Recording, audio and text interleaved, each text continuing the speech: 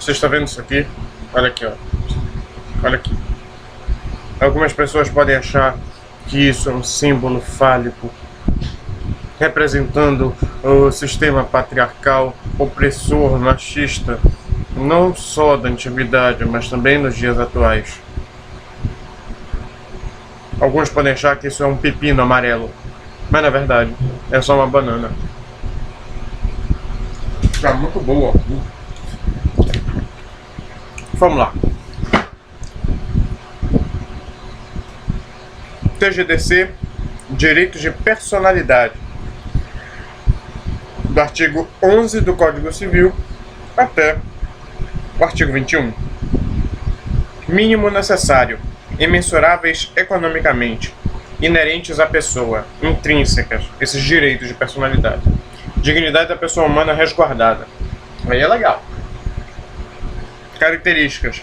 Intransmissibilidade, ou seja, se a lei tiver uma DST, se você pegar na lei, você não vai pegar DST alguma.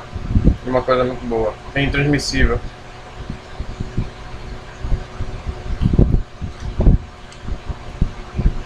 Inalienabilidade. Sabe quando o alien coloca lá aquela cara dele no rosto da pessoa? Pois é, você não vai se tornar um alienígena porque simplesmente é inalienável. Tá maluco, né? Coisa insana. As características são intransmissibilidade, inalienabilidade, imprescritíveis, absolutos, erga omnes, que já foi tratado aqui. O efeito é geral. Imprescritíveis, indisponibilidade relativa, extrapatrimoniais e vitalícios. Só mais uma coisa para complementar, né, o de TGDC, é preciso um negócio bem interessante que eu só me lembrei agora, que é simplesmente cadê você? É o plano de aula. Plano de aula número 6. Entende? Então, eu acho que é necessário deixar ele aqui bem claro. Direitos de personalidade.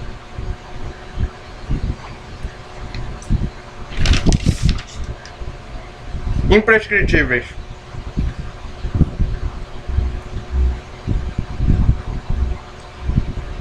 Não está sujeito à prescrição, perda do direito de ação, pelo discurso do tempo. Perdão. Não está sujeito à prescrição, pelo velho, não obsoleto, pelo decurso do tempo. Mas, se você quiser, direitos de personalidade não prescrevem. Reparação da violação de um direito de personalidade prescreve, diferente de direitos de personalidade não prescrevem. Reparação da violação de um direito pode prescrever, mas o direito da personalidade nunca prescreve.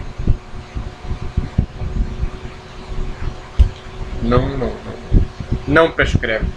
É melhor deixar não, porque você não sabe se é nunca, você não tem essa certeza para afirmar, então não fale merda não, por favor.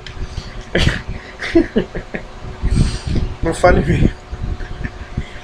Tem umas coisas que eu tenho que apagar aí depois. Direito de personalidade, mínimo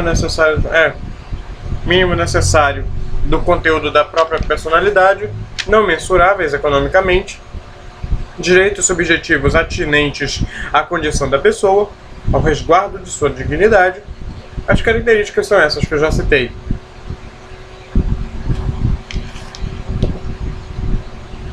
Indisponibilidade relativa. Não cabe ceder o exercício e não...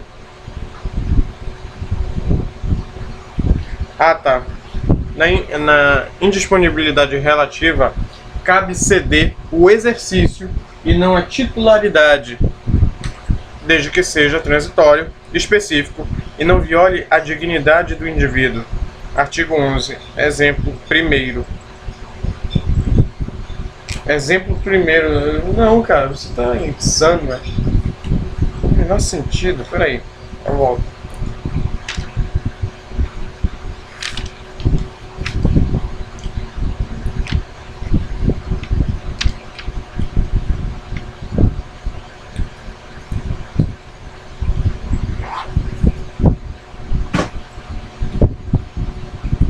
Indisponibilidade relativa a isso. Cabe ceder o exercício, mas não a titularidade, desde que seja transitório, específico e não viole a dignidade do indivíduo.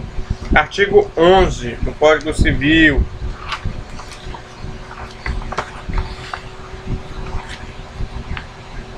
Extravido fricas traviscas, abstrevis tubar. I really like to drink, but in Russia we drink whisky. Tá maluco, né? Whisky. Não que não seja, mas tem nada a ver. Oh, inventação muito péssima. Artigo 11º. Com exceção dos casos previstos em lei, os direitos da personalidade são intransmissíveis e irrenunciáveis, não podendo seu exercício sofrer limitação voluntária. Certo? Eu tenho que fazer parágrafo... tenho que grifar do 11 ao 21. Pronto. Características. Além de imprescritíveis e indisponibilidade relativa, patrimoniais. Violação pode ser patrimonial. Extrapatrimoniais. Aqui no plano de aula diz o seguinte: apenas a partir de sua violação que há a possibilidade de reparação por dano moral e vitalícios. Vitalícios enquanto houver vida, né? O pessoal lá. Não é enquanto a norma tiver vida, porque senão, né? Poxa, eu não teria um vadimétrico, né? Seria um animal de estimação que você ia ficar estudando. Artigo 1º, primeiro não, cala a boca. Artigo 11 do Código Civil, já foi lido. E artigo 12, lesão. Bora ler aqui o artigo 12. Pode-se exigir que se... Peraí, só um momento.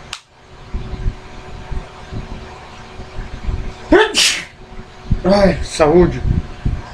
Pode-se exigir que cesse a ameaça ou a lesão a direito de personalidade e reclamar perdas e danos sem prejuízo de outras... Saúde.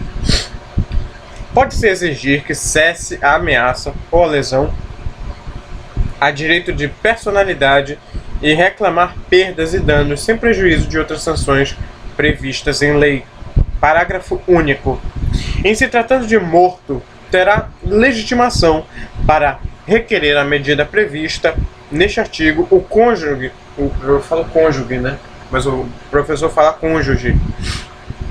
O cônjuge sobrevivente ou qualquer parente em linha reta ou colateral até o 4º grau. Direito, artigo 12, direito de ameaça, personalidade, indenização por danos morais, retificação, por exemplo.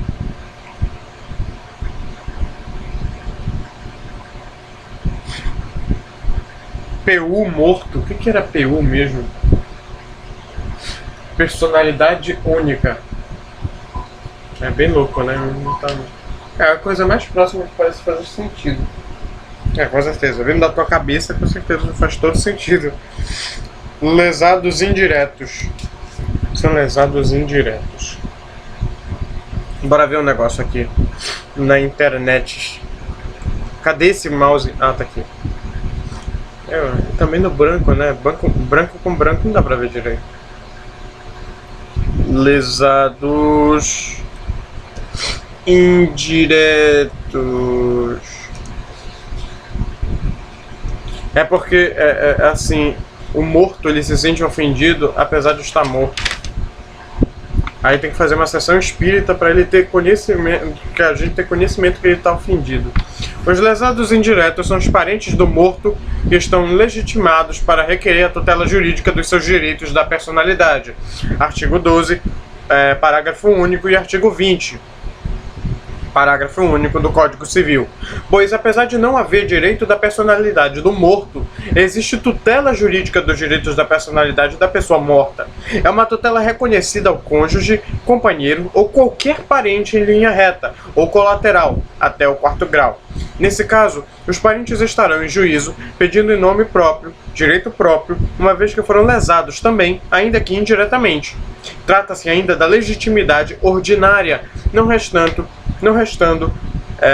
caracterizada a substituição processual. Muito bem. Eu gosto muito. Você encontra isso aqui, ó. Jus Brasil, Ciara Bertocco Zacchio. Quem são os chamados lesados indiretos? Tá? Se você quiser procurar em outros sites aqui, você já pode, sem problema. Isso é só uma sugestão. Mas ela explicou de maneira sucinta. Direito ao próprio corpo. As prostitutas se encaixam aqui, não? No artigo, pelo amor de Deus. Salvo por exigência médica, é defeso o ato de disposição do próprio corpo, quando importar diminuição permanente da integridade física ou contrariar os bons costumes. Os bons costumes, né? Ai, cara. Parágrafo único. O ato previsto nesse artigo será admitido para fins de transplante na forma estabelecida em lei especial. Acho que aqui não tem nada de prostituta, não. Bons costumes, né? Ai, meu pai do céu, rapaz. Artigo 13. Salvo por exigência médica, proibido de exposição do próprio corpo. A não ser que diminua permanentemente a integridade física ou contrarie os bons costumes.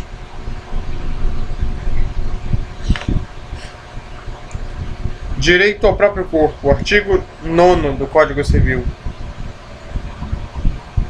Sabia não. Égua! Tudo isso pra ler? Bora lá. Serão registrados em registro público os nascimentos, casamentos e óbitos, a emancipação por outorga dos pais ou por sentença do juiz, a interdição por incapacidade absoluta ou relativa, a sentença declaratória de ausência e de morte presumida. Puxa, valeu, cara. Eu me sinto muito mais feliz agora. Vamos ver aqui as leis complementares, porque ele não está pedindo, ele está mandando. Rapaz. Pensando o quê? Deixa eu ver aqui. Leis complementares. Se tiver uma boa visão, vai ajudar. Tá aqui. Legislação complementar. 9.434. Mas a página aqui, qual é a página? Tá, 2000 e Guaraná com rolha. Beleza. 2135. Vamos lá. Bora, pelo amor de Deus, mano. Não, isso não quero não. Pega.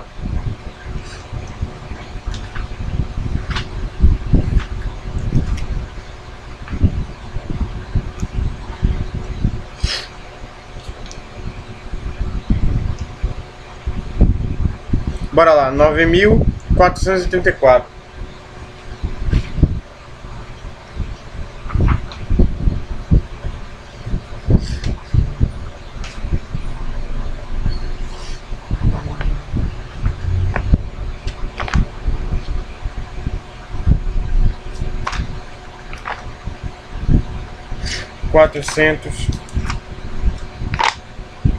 É 400, por favor. 447, estamos próximos. Mas não próximos o suficiente, né? Aí, achamos. Lei 9.434 de 97. Beleza. O que é pra ler, né? Artigo 9º. Não é artigo 9º. Doação gratuita.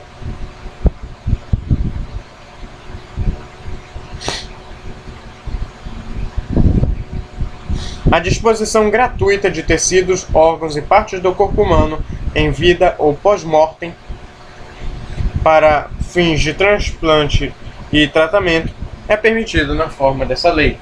Eu acho que é bonito, né? Bondade sua. Fique no chão. Se eu quisesse, você já estaria morto. Pega, cara, esse Superman é um babaca, mano. Babaca. Como é que se diz? Parágrafo único. Para os efeitos desta lei, não estão compreendidos entre os tecidos e a que se refere este artigo o sangue, o esperma e o óvulo. A realização de transplantes ou excertos de tecidos, órgãos ou partes do corpo humano só poderá ser realizada por estabelecimento de saúde, público ou privado, e por equipes médico-cirúrgicas de remoção e transplante previamente autorizadas pelo órgão de gestão nacional do Sistema Único de Saúde. A realização de transplantes ou excertos de tecidos, órgãos e partes do corpo humano só poderá ser autorizada após realização no doador de todos os testes de triagem para diagnóstico de infecção e infestação exigidas em normas regulamentares expedidas pelo Ministério da Saúde. Aí você tem uma porrada de coisa aqui para você ler, se você quiser. Esteja à vontade.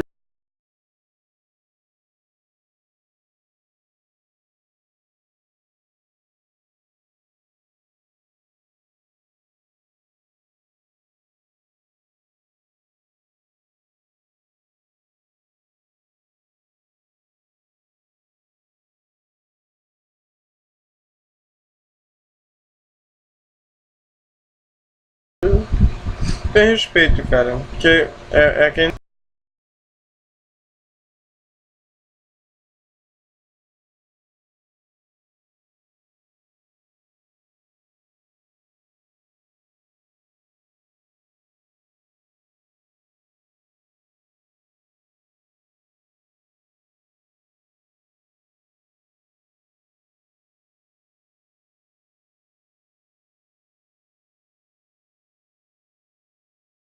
É o que trata a Lei 9.434 do ano de 97. Artigo 14 do Código Civil. Morte. Aqui também trata desse artigo 3º da Lei 9.434. A retirada pós-mortem de tecidos, órgãos ou partes do corpo humano destinadas a transplante ou tratamento deverá ser precedida de diagnóstico de morte encefálica, constatada e registrada por 2 médicos não participantes das equipes de remoção e transplante, mediante a utilização de critérios clínicos e tecnológicos definidos por resolução do Conselho Federal de Medicina. Os prontuários médicos, contendo os resultados ou os laudos dos exames referentes aos diagnósticos de morte encefálica e cópias dos documentos que tratam os artigos 2º, parágrafo... Não me enche o saco com isso não. Você vai ler aqui, você vai encontrar, beleza. Quando couber, e detalhadamente os atos cirúrgicos relativos aos transplantes e insertos serão mantidos nos arquivos da instituição referida no artigo 2º por um período mínimo de 5 anos. As instituições referidas no artigo 2º enviarão anualmente o relatório contendo os nomes dos pacientes receptores de órgãos do gestor, dos órgãos ao órgão gestor estadual do Sistema Único de Saúde. Beleza. Será admitida a presença de médico de confiança da família do falecido no ato da comprovação e atestação da morte encefálica.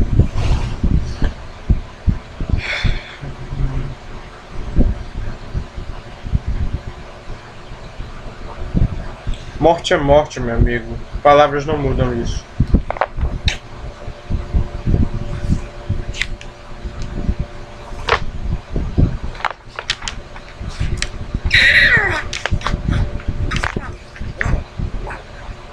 Nada a ver.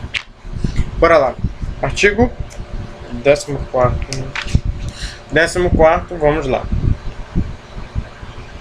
O que é isso aqui? O que é? Ah, isso é a Lindbe, caramba. Desgraça. Fala assim. Não pode falar a palavra desgraça. Que isso? Que isso, jogo? É válida com objetivo científico ou altruístico a disposição gratuita do próprio corpo, no todo ou em parte, para depois da morte. O ato de disposição pode ser livremente revogado a qualquer tempo. Aí, tá vendo?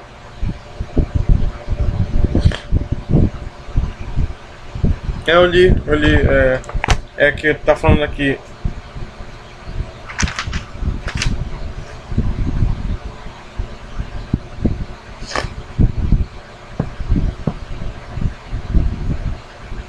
Ah, o 4, 5 e 6 também, ó. Desculpa. Além desse artigo que eu já li, do 3 da Lei 9.434 e o artigo 14 do Código Civil, você também tem que ler o artigo 4º, 5º e 6º.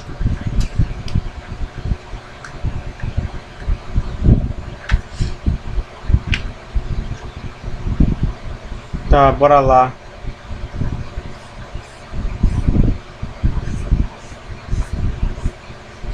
A retirada dos tecidos, órgãos e partes do corpo de pessoas falecidas para transplante ou outra finalidade terapêutica dependerá da autorização do cônjuge ou parente maior de idade, obedecida à linha sucessória reta ou colateral até o 2º grau, inclusive firmada em documentos subscrito por 2 testemunhas presentes à verificação da morte. Artigo 5º. A remoção pós-mortem de tecidos, órgãos ou partes do corpo humano da pessoa juridicamente incapaz poderá ser feita desde que permitida expressamente por ambos os pais ou por seus responsáveis legais. Artigo 6º. É vedada a remoção pós-mortem de tecidos, órgãos ou partes do corpo humano de pessoas não identificadas, mano. Deixa os indulgentes lá, deixa eles em paz, coitados. Artigo 15º.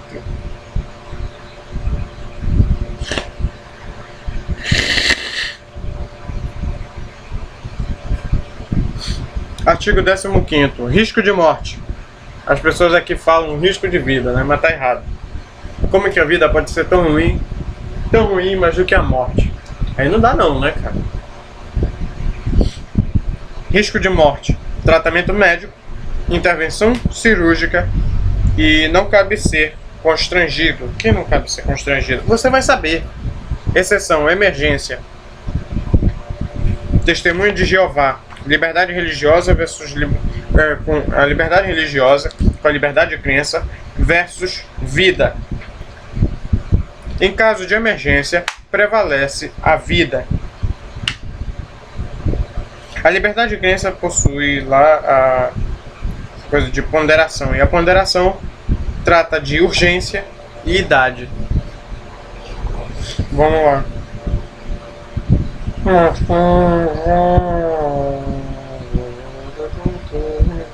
Beleza. Direito ao... Desculpa, tenho que ler o 15º. Peraí. Ninguém pode ser constrangido a submeter-se com risco de vida na verdade é risco de morte, isso aqui é um erro, tá? Com risco de morte a tratamento médico ou intervenção cirúrgica. Mas é assim que está escrito no Código Civil, cara. Então, que é muito comum as pessoas falando em risco de vida, apesar de estar errado.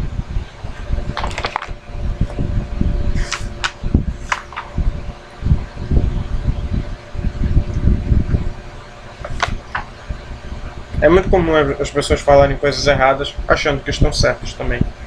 Então, né? Já sabe. Agora vai ter que encontrar qual nome. Sai daqui. Sai.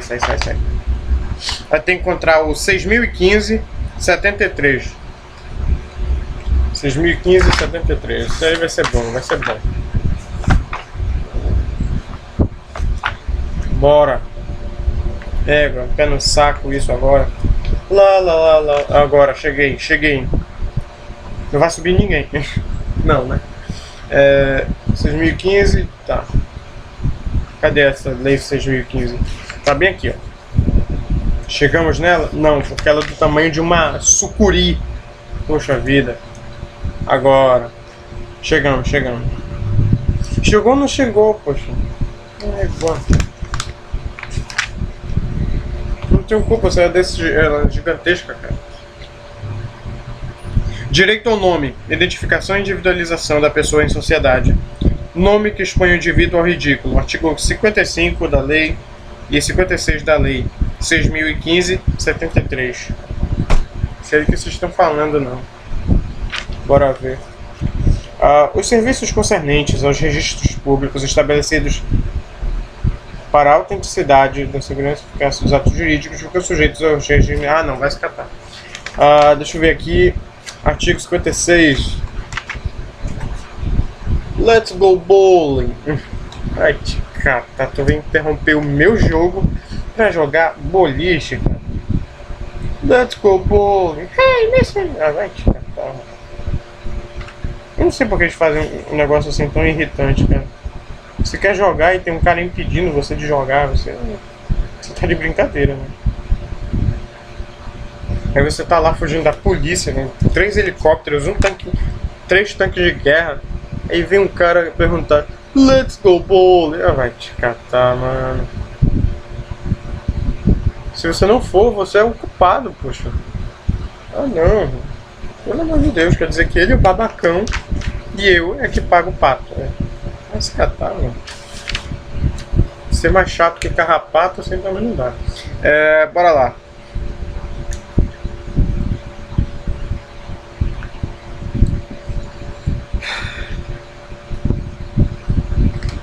Artigo 55.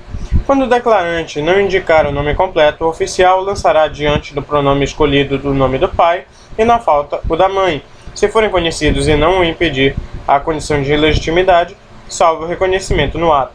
Parágrafo único. Os oficiais do registro civil não registrarão pronomes suscetíveis de expor ao ridículo dos seus portadores. Quando os pais não se conformarem com a recusa do oficial, este submeterá por escrito o caso, independente da cobrança de quaisquer emolumentos, à decisão do juiz competente. Artigo 56. O interessado, no primeiro ano após ter atingido a maioridade civil, poderá, pessoalmente ou por procurador bastante, alterar o nome, desde que não prejudique os apelidos de família, averbando-se a alteração que será publicada pela imprensa. Poxa, valeu.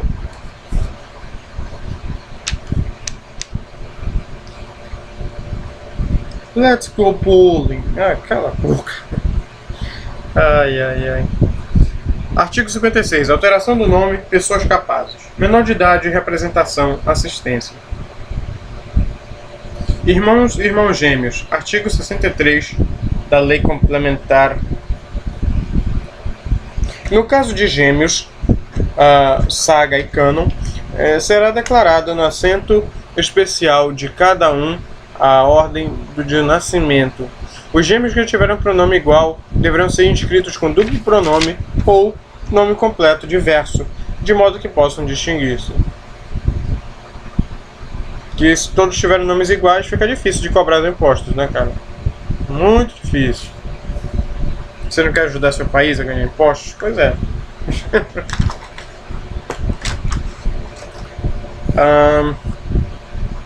Afetividade, enteado, enteada, padrasto ou madrasta. Artigo 57 dessa lei que gosta de encher o saco. Artigo 57. Vamos ver o que ele diz. Só passar aqui o negócio.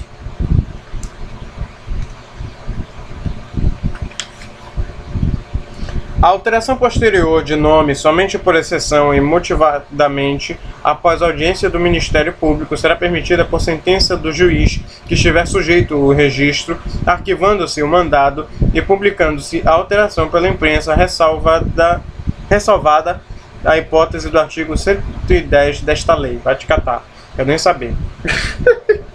Ai, dormi, mano. Oxe, menino desgraçado.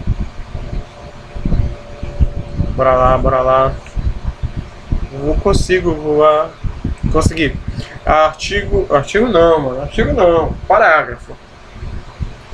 O enteado ou a enteada, havendo motivo ponderável e na forma dos parágrafos 2º e 7º deste artigo, poderá requerer ao juiz competente que no registro de nascimento seja averbado o nome de família de seu padrasto ou de sua madrasta, desde que haja expressa concordância destes, sem prejuízo de seus apelidos de família.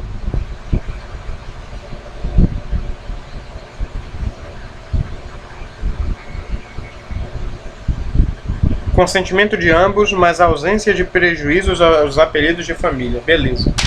Alteração de nome pelo casamento. Artigo 1565 do Código Civil e 1571. Bora lá. O que vai dar isso? Não vai dar, não. Que? Para com essa coisa insana, cara. Não tem o menor sentido. Ah, cacina. Bora lá. Já achei. 1565. 1565. Pelo casamento, homem e mulher assumem mutuamente a condição de consortes, companheiros e responsáveis pelos encargos da família. Você vai lá e procure, tá? Leia direitinho e tal.